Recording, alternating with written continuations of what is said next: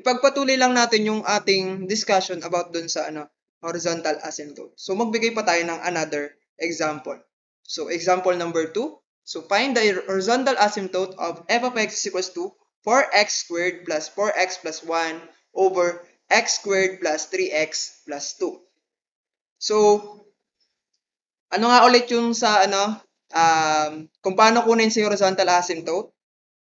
So, di ba sa pagkuha ni horizontal asymptote, kino-consider natin yung ating leading term ng ating numerator and denominator. So, para malaman natin kung ano yung gagamitin natin, paano natin ma-determine kung ano yung horizontal asymptote niya. So, ano nga yung rule natin sa pagkuha ng horizontal asymptote? So, ano nga? So, di ba, yun nga, kapag daw yung ating exponent ng ating leading term or leading term ng ating numerator and denominator ay less than, mas mababa yung exponent ni numerator kaysa denominator. So, ang ating horizontal asymptote ay 0. Kapag naman equals, titingnan naman natin yung kanyang leading coefficient or yung numerical coefficient ng leading term. Then yun, pag-divide din natin, so para makuha natin si horizontal asymptote. Kapag naman mas mataas yung mataas naman yung exponent ng leading term ng numerator kaysa sa denominator, wala tayong horizontal asymptote. So, let's try the example. Okay. So, f of x is equals to 4x squared plus 4x plus 1 over x squared plus 3x plus 2. So, tingnan natin kung ano yung exponent ng leading term niya. So, ang exponent ng leading term natin ay 2. So, di ba? Sa 4x squared yung leading term. Then, yung leading natin na variable is x squared. Sa baba, x squared din.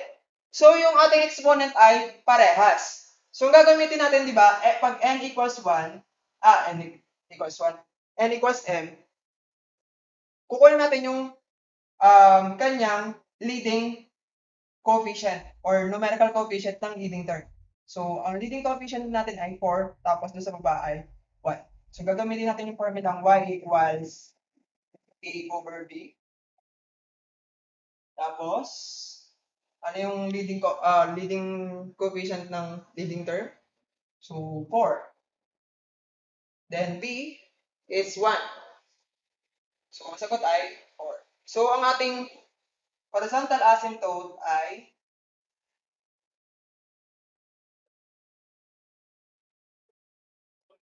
horizontal asymptote natin ay 4. Then, ang ating tawag nito, ang ating coordinates ay 0. So, yan. So, i-try din natin yung yung vertical asymptote for this example. So, paano natin kukunin yun? So, para makuha natin yung vertical asymptote, so, i-extract natin or kukunin natin yung denominator. Then, tawag dito, i-factor out natin yung ating denominator to get the vertical asymptote. So, kasi ang ating given na rational function is yung ating numerator and denominator is a quadratic expression.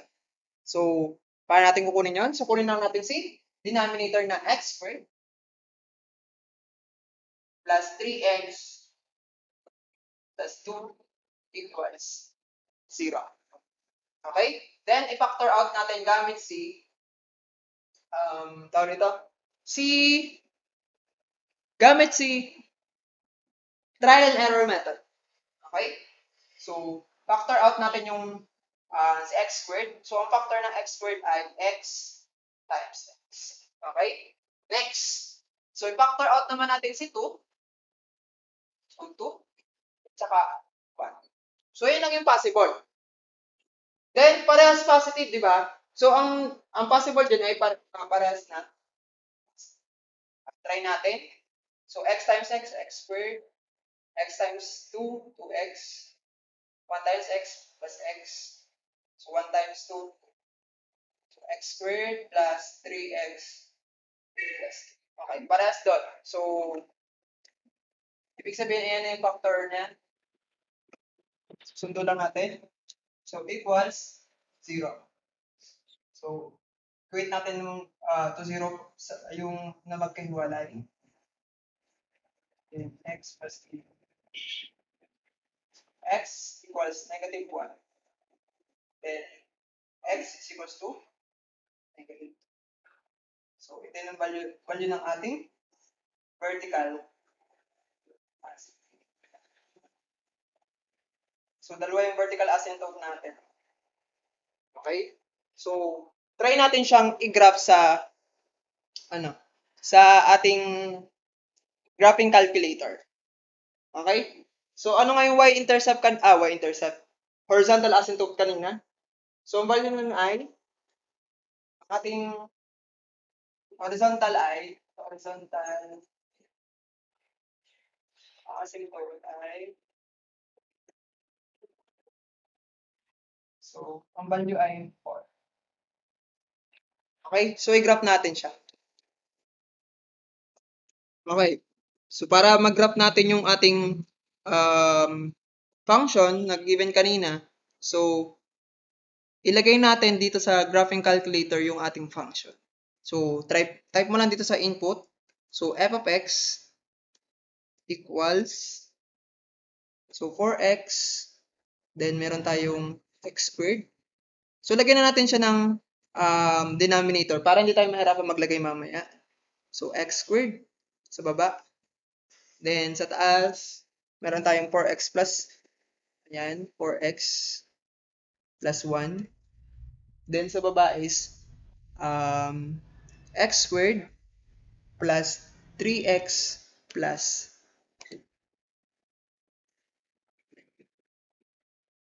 Check natin ha. Okay. So, sabi doon, ang ating horizontal asymptote ay 4. Try natin ha.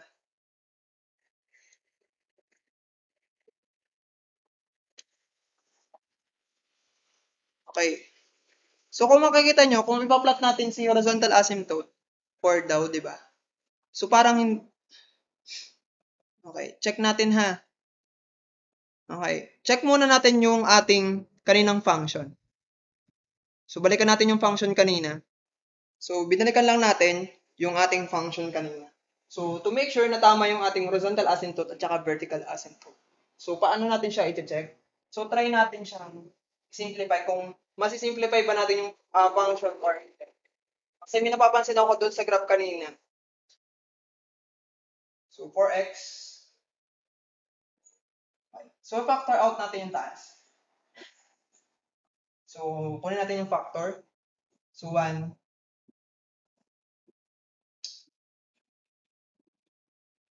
Tsaka, 1. So, wala. Makita yung factor. So, gamit natin yung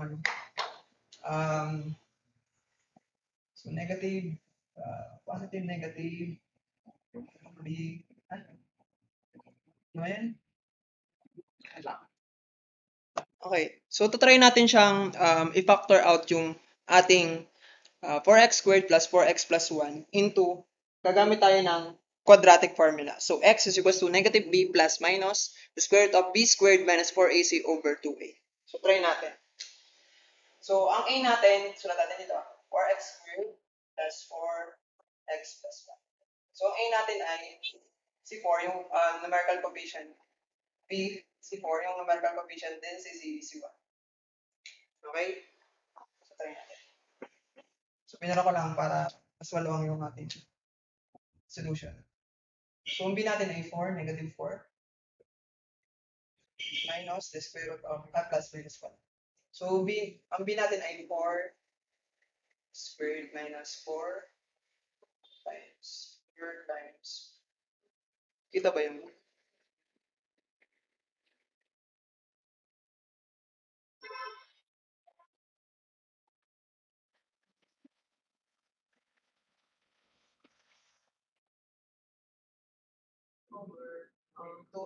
hindi natin find 4. Baka kasi yung isa sakto, tapos yung isa hindi. Possible kasi yun. So, negative 4 plus 1 is equal to 16 minus 16. So, negative 4 times 4 ay 16 times 1. Okay. Divided by negative 4 plus minus square root of 0.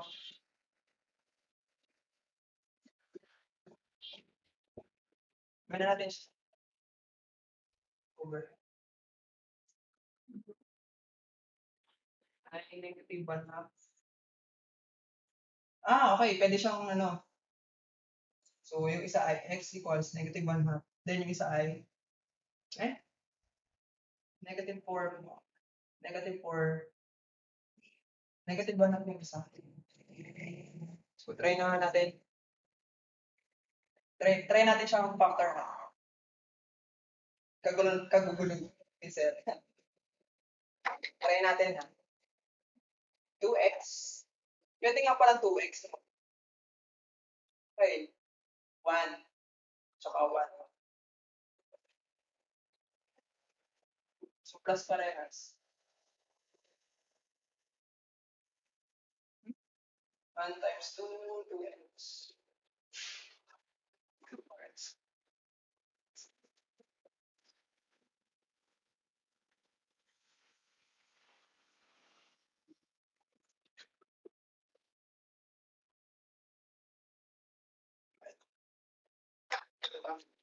So, 2x plus 1 over x plus. So, wala naman siyang, hindi na makasimplify yung ating, yung ating, so, ibig sabihin, tama yung nakuha nating horizontal asymptote tsaka vertical asymptote. So, try natin. Okay. So, i-plot natin yung ating horizontal at saka vertical asymptote. So, ito na yung actual graph ng ating function, rational function. So, yan, tatlo yung graph. So, dapat parang meron pa ditong isa. Sabi yan. Check natin ha, kung meron pa dito sa taas. Parang wala naman.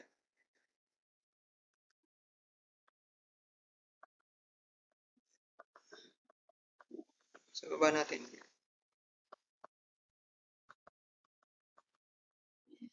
Para makita ko lang yan.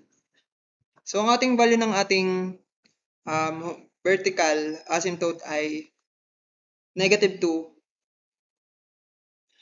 Ito, negative 2. So, lagay natin.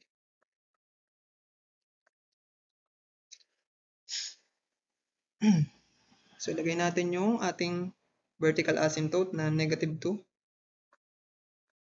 Okay. Then, negative 1. Zoom out lang. Zoom natin. Then, pindutin lang natin to. Then, lagyan natin yung coordinates na negative 1, 0. So, sabi ko sa inyo, di ba? Kapag pinag-uusapan si x, laging ang 0 ay nasa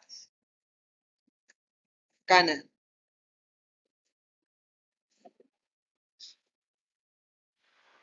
So, dalawa yung ating vertical asymptote. So, lalagyan lang to natin ng vertical line. Sabi yan. So, dalawang vertical line yung ilalagay natin.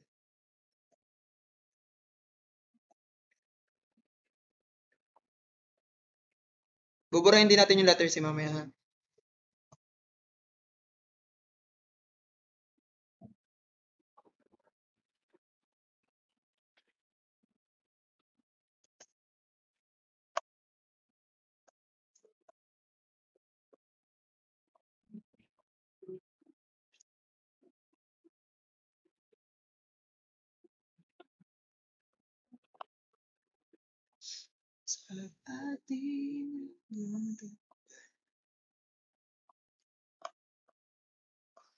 So, binubura ko lang yung label.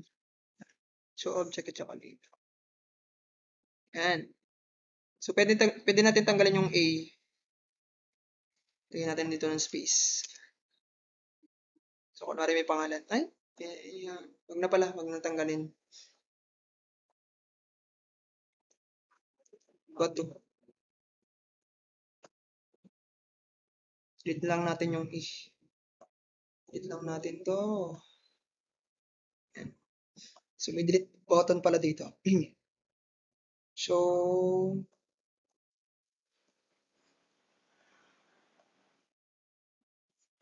meron pala dito ang hide. So, pwedeng i-hide na lang yung label. Okay. So, then, palitan lang natin to ng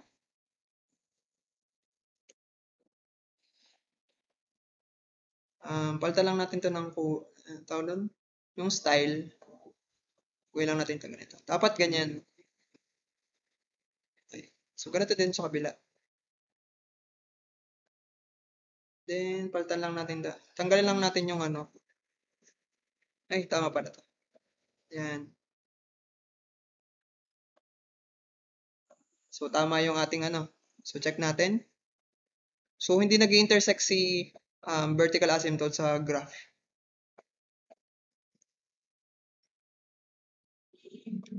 So, kahit itaas natin, ganun pa din. So, ay, yan. Nag-ibo. Nag-ibo lang siya.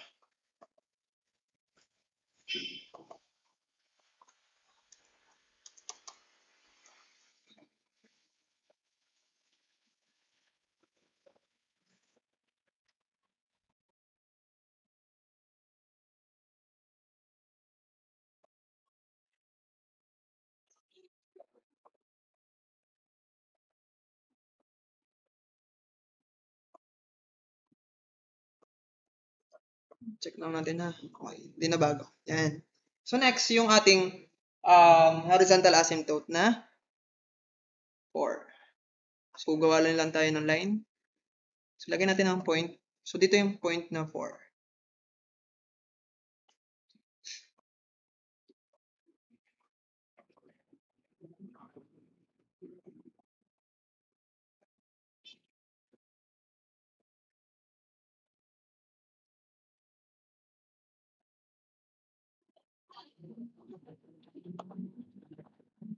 Tanggalin lang ulit natin yung object. Tsaka label. Then, palitan lang natin to ng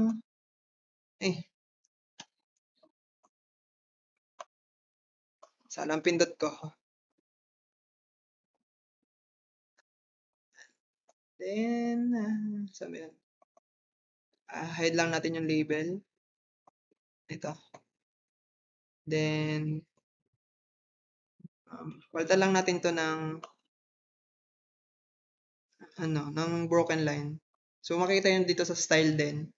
So, pwede nyo ding pindutin yung yung mismong line. Yan.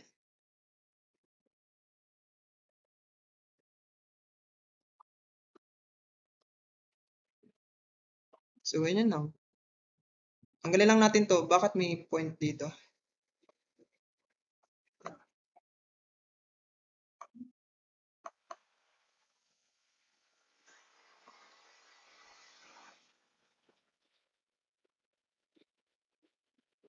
So, ayan yun na nga. Okay. Ayan, nawala na. So, ganyan yung itsura ng ating graph. Pero kung mapapansin nyo, nag-intersect siya dito. Pero, ang inaano lang naman dito is dito. Kung mag-intersect siya dito sa curve na to.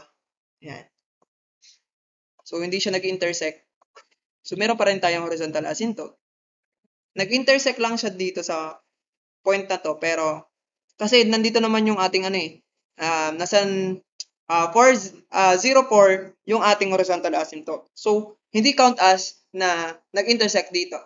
So, ibig sabihin, kapag nag-intersect yung mismo dito, yung itong line na to, nag-intersect dito, hindi siya horizontal.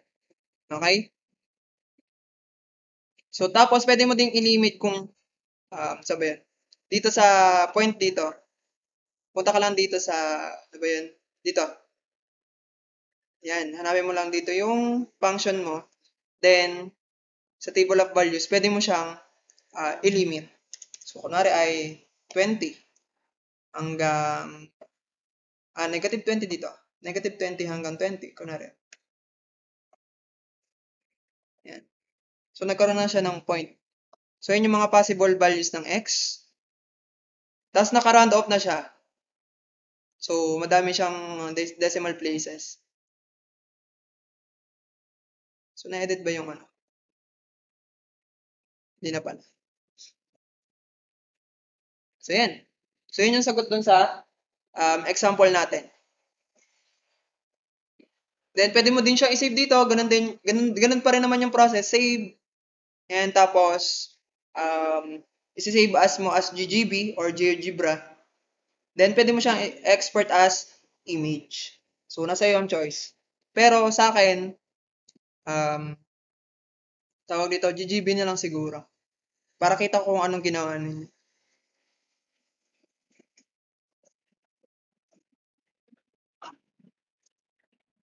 So, yan. Proceed tayo sa next example. Okay. So, example number 3. So, find the vertical and horizontal asymptote and graph it on a Cartesian plane. So, f of x is equals to 4x cubed minus 1 over 3x squared plus 2x minus 5. So, ayan. So, kukunin lang natin si vertical and horizontal asymptote.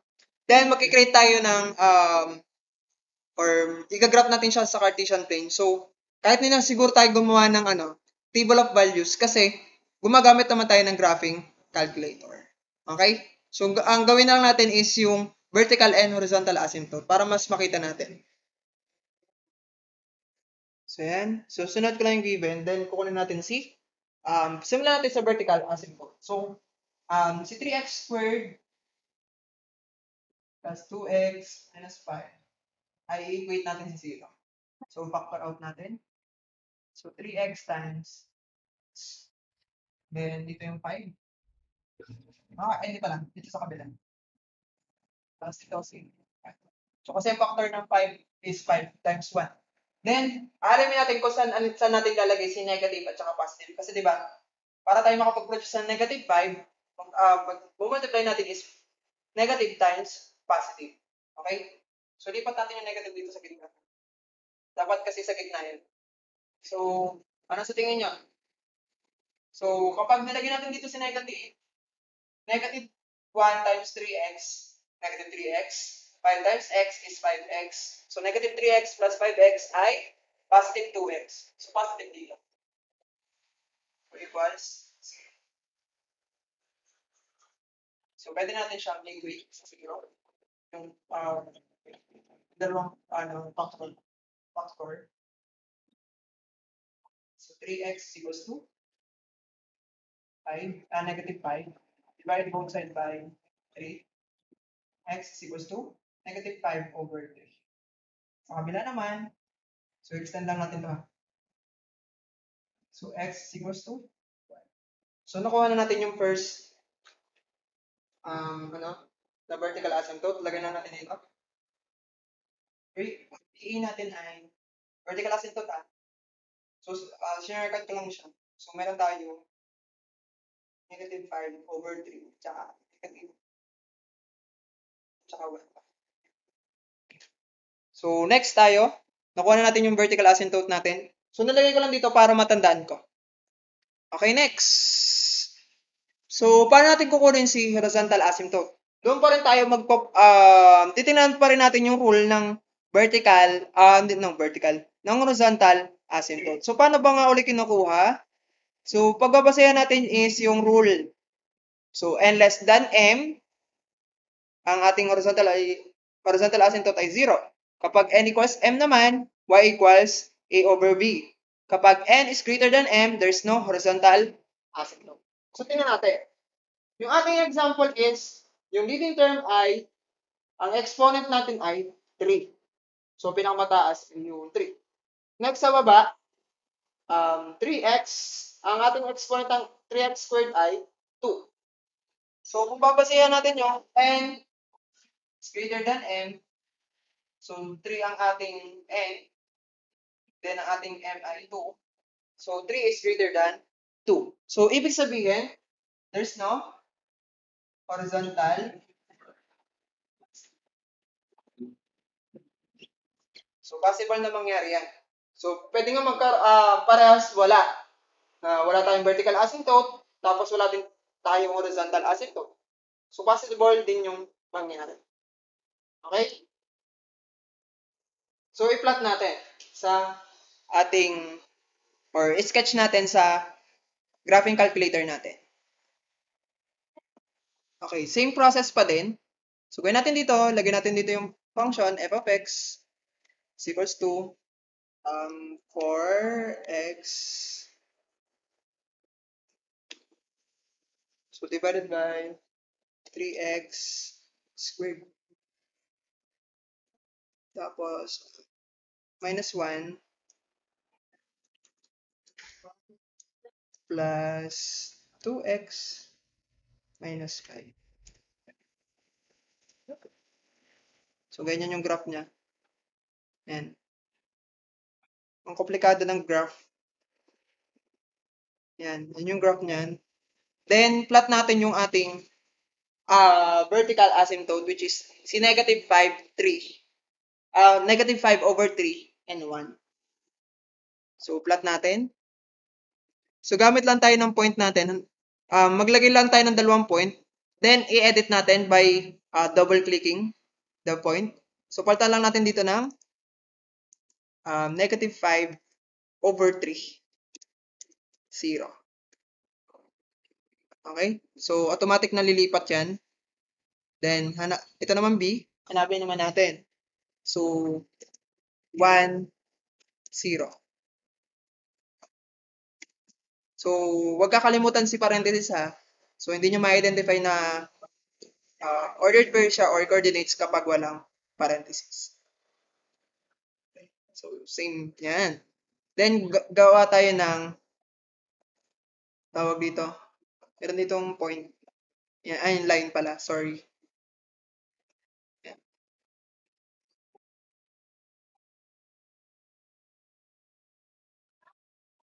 Yan. Oops.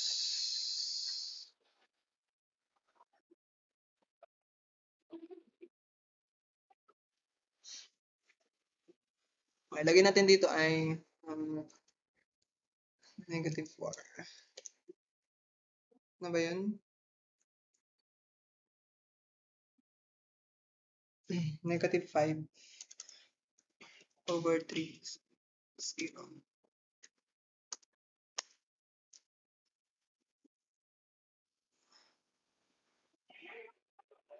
Shit.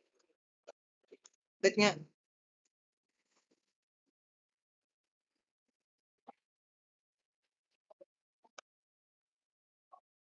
Dapat ay sa tapat ng 2.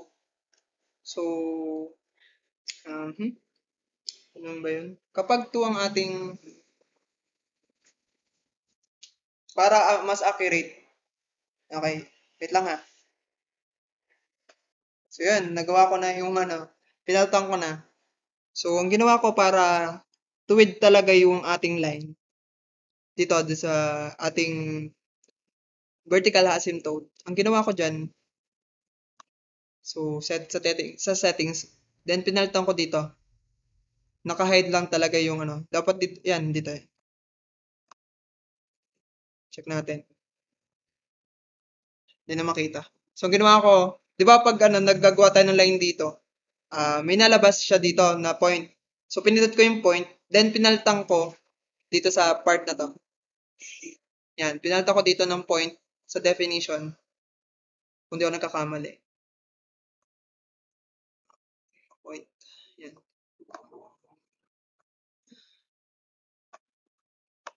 Yan. Nilagyan ko siya ng point. Basta pinalitan ko dito. Nagpalit ako dyan ng edit ko lang yung point. Basta naglagay ako dito ng negative 5 over 3. 2. Pwede din dito. Pero, i-hide mo din siya kasi hindi naman siya kasali doon. So, ito lang kasi yun. Then, lagyan na din natin yung kabila ng line. So, dapat, yan. So, para maging accurate, zoom out lang natin para alam natin kung nasan yung isa. Wala. Delete natin yan. Nice. Delete lang natin to.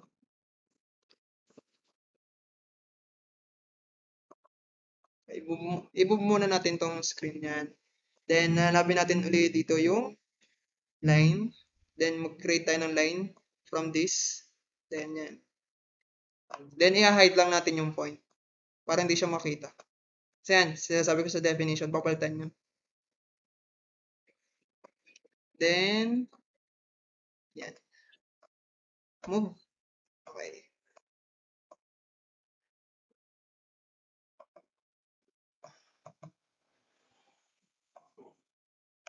Tapos, papalitan lang natin sa settings. Sa color, and sa style. Palitan lang natin line. Gawin natin broken line. So, yan. Meron na tayong, yan na yun. So, kung makikita nyo, hindi din siya nag-intersect sa graph natin. So, kailangan nating i-zoom yan, ganyan, para mas makita nyo mabuti. So, yun lumalapit lang talaga siya dun sa line na yun, sa curve, pero hindi talaga siya nag-i-intersect. So, palapit lang siya ng palapit, pero hindi talaga sila nagdidikit. So, they not belong to each other. Kasi may mahal na yung isa. So, yan. So, example number 4. So, sketch the graph of f of x is equals to 3x squared minus 8x minus 3 over 2x squared plus 7x minus 4. So, find its domain and range, vertical asymptote, and horizontal asymptote. So, hanapin natin lahat yan. So, punta natin yung ating formula. Yung ating function mismo. So, dyan magmumula yung ating domain at range, tapos yung vertical asymptote and horizontal asymptote. So, paano natin siya kukunin? So, ganito lang yan. So, kinopya ko lang yung ating function kanina. So, yan. So, gagawin natin, hanapin natin si domain natin. So, sabi ko sa inyo kapag rational functions or yung ating quadratic, linear, lahat sila real numbers. Pero dahil pag nagkaroon tayo ng denominator ng algebraic expression katulad nito, so hanapin lang natin yung mga values ng x na hindi kabilang para malaman natin kung ano ba talaga yung gagamitin nating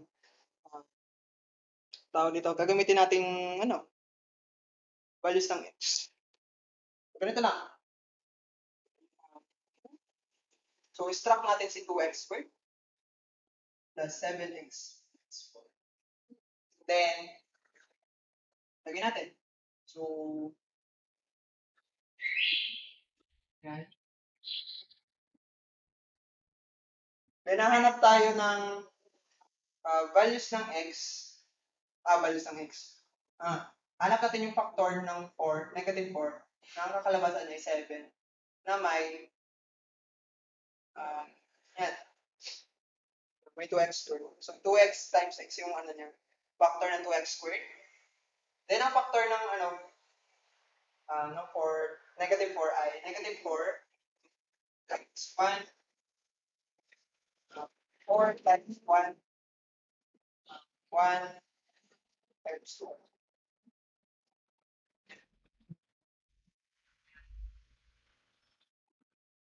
So, ganun yan lang. Then, negative 1 times 4. Okay, try natin. Kapag 2x minus 4, tsaka plus 1, tingnan natin, 1 times 2, 2x. Negative 4. Okay, so 2x minus 4x, negative 2x. So, mali. So, next. Trial and error talaga. So, burahin na natin to. Okay. So, try natin si 4 at naka-negative 1. So, negative 2x, 2x times tapos 4x. So, hindi pa din. Kasi positive 2x naman ang sagot niya. So, mali. So, burahin natin to. So, 1 tsaka negative 4. Okay, negative 6x. Tapos, negative 6x. Tapos, positive x. negative 5x. So, wala pa din.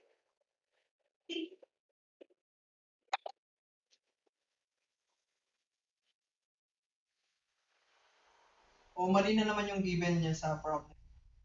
So, pwede kasi dito ang plus 4. 6 negative x.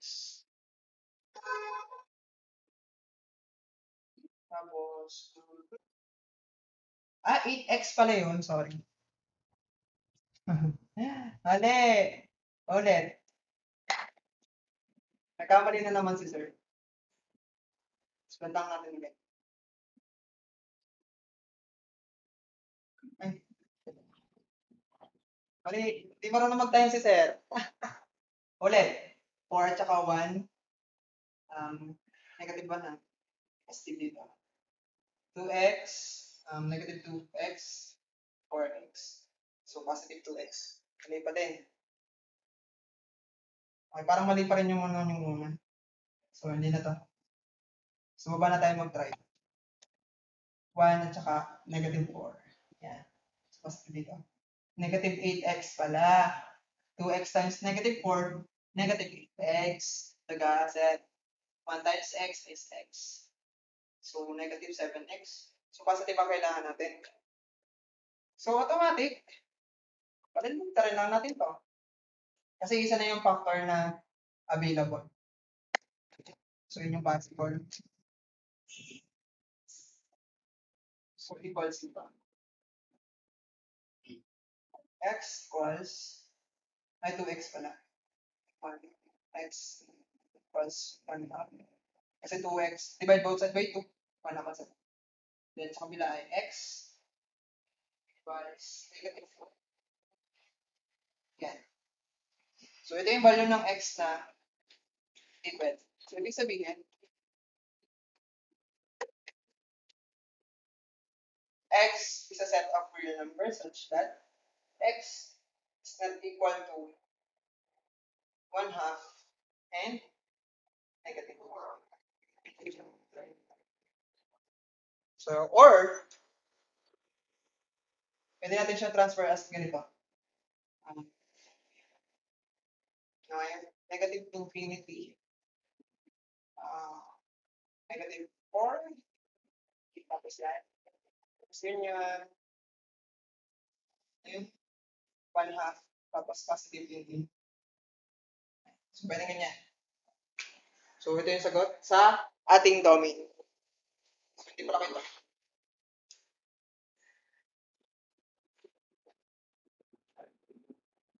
Magkasundo to ha, yung dalawa.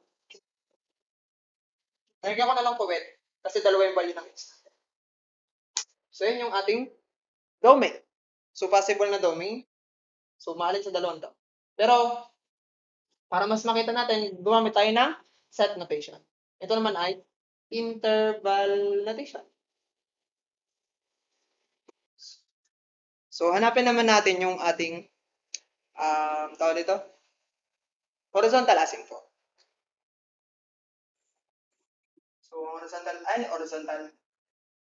Nga, tama, horizontal. Vertical muna.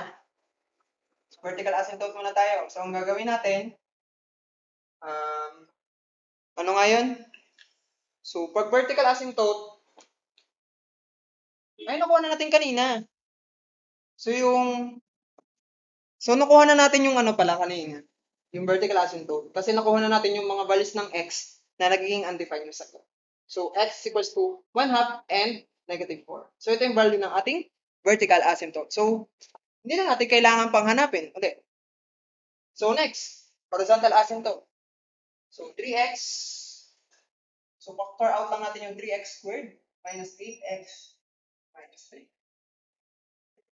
Ay, tama ba ang ginagawa ko?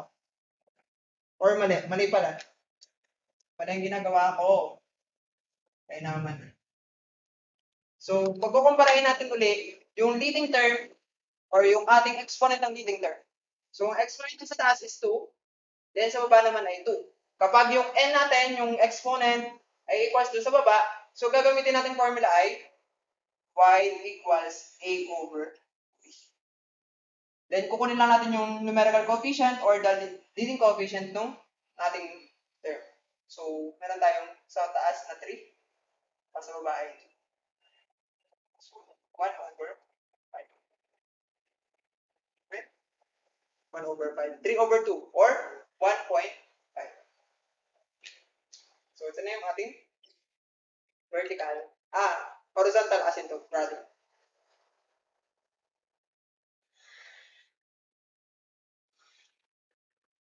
Okay? So, 0, 1.5, ito naman ay 1 half, 0, negative 4, 0.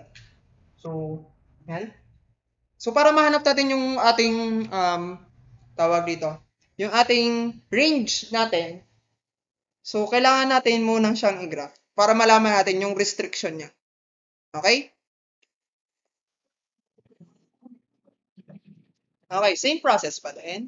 Lagyan natin si f of x is equals to 3x squared over x squared.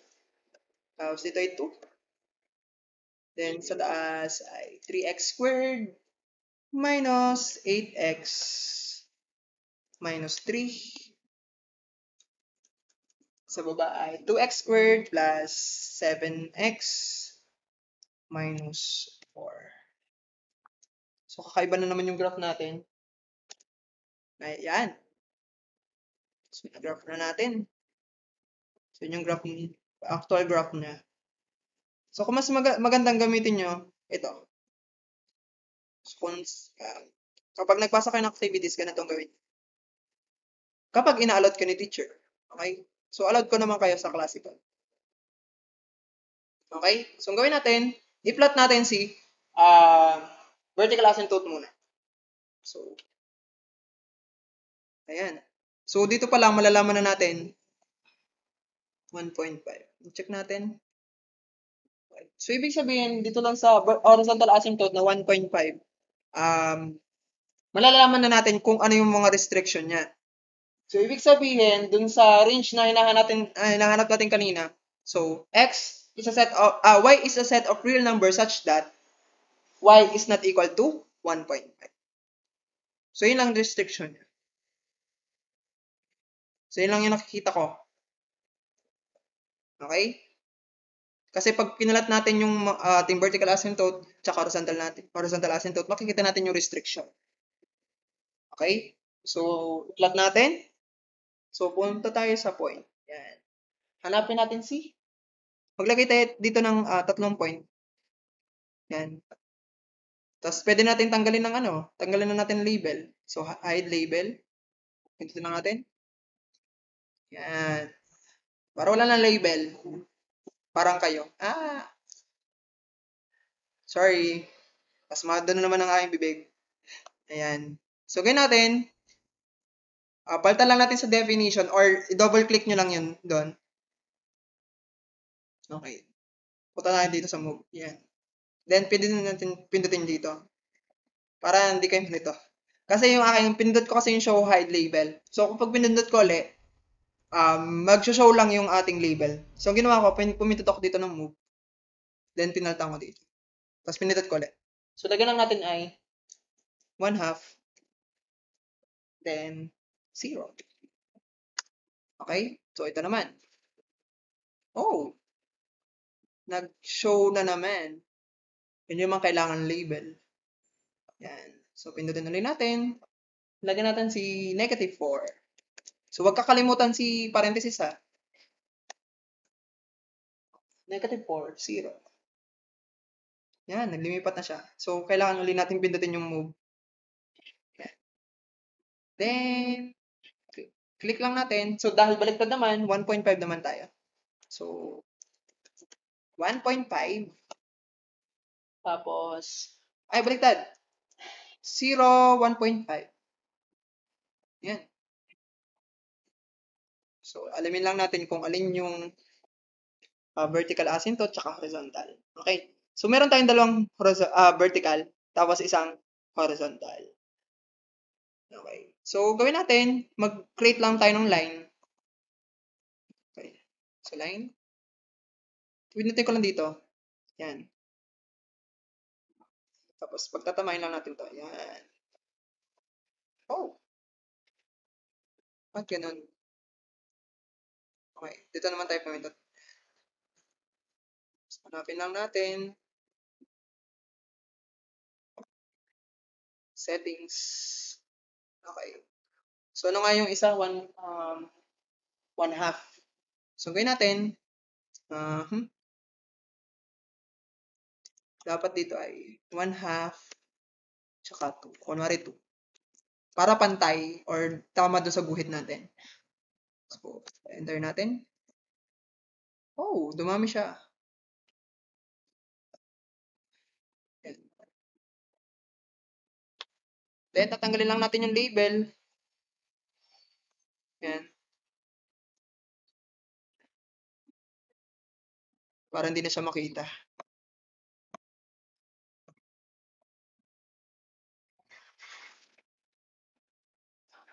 Ano ba yan? Ang aggressive talaga nitong ano. So, pag hindi ka talaga sanay na gamitin. Yan.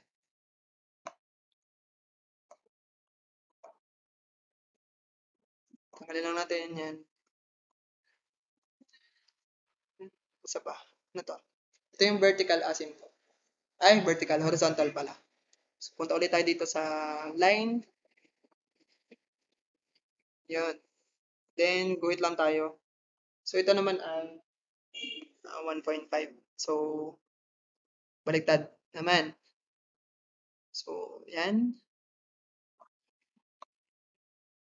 Settings ulit natin, tingnan. Then, palitan lang natin yung point.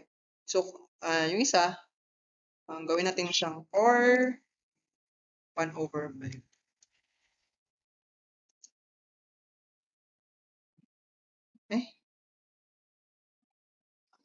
Ay, -4 dapat pala. Kaya naman. Yung isa ay -4 dapat.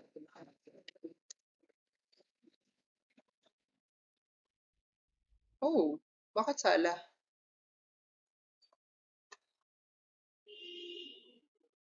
Ano ba? Nagugulan ako.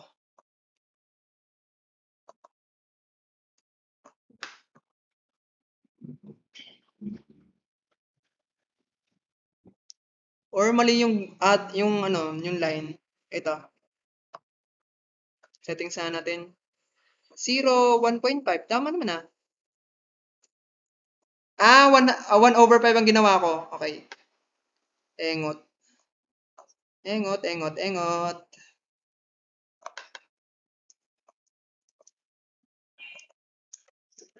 Magkakamali ka nga, Udoy. -4. 1.5. Yun. Tumama na. Then, palitan lang natin.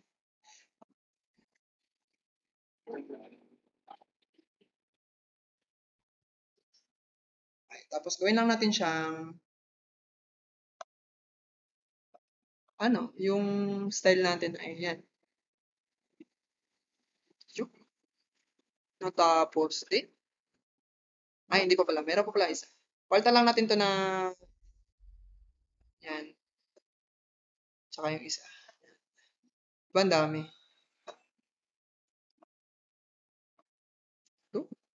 So, ibig sabihin yung range natin, zoom natin. Ano nga sabi ko sa inyo sa range? Ba't ganun? May select pa din.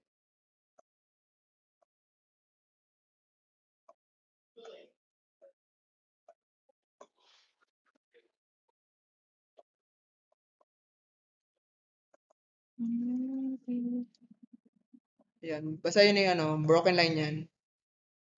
Wala kung bakit ganyan yung kulay. Anong nangyari dyan?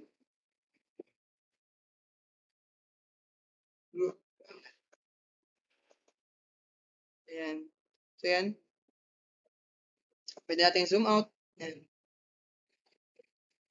So, yan. Kung makikita nyo dito, hindi talaga siya nag-intersect. Okay? Yan o. Tapos, i-zoom natin. Yan. Ganun lang siya. Tapos, i-save mo lang din. So, same process.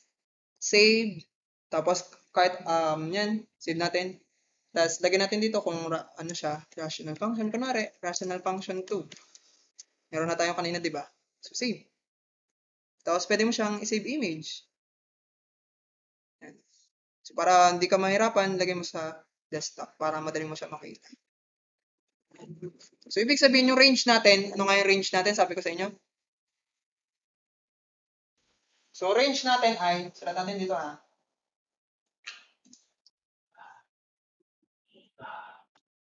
So, ang range natin y is a set of real numbers such that ito, y is not equal to 1. So, yan. Ito yung horizontal ha, horizontal asymptote. Okay, baka meron pang kasunod. So, dito na nagtatapos ang ating discussion about graphing rational function. So, para sa updated na online classes sa new normal, just visit my YouTube account, ang Ginoong Manula TV. So, see you on our next episode of General Mathematics dito lang sa online klase sa new normal. So, bye-bye!